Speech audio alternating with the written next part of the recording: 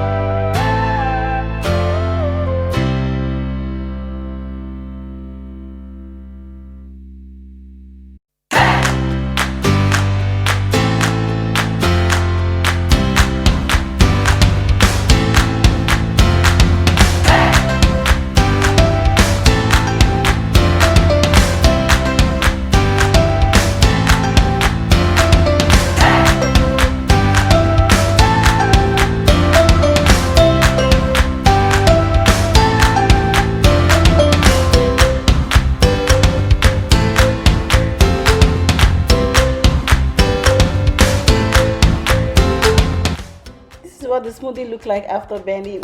This smoothie is so refreshing and it's very filling. If you're on a weight loss diet, you can take these smoothies and I'm very sure you're going to enjoy it. Please, if you enjoyed this video, click on the thumbs up button and don't forget to share this video with your family and friends. Thank you for watching this video. I'm very sure you enjoyed this video. Thank you once again. I'll see you in my next video. Bye bye.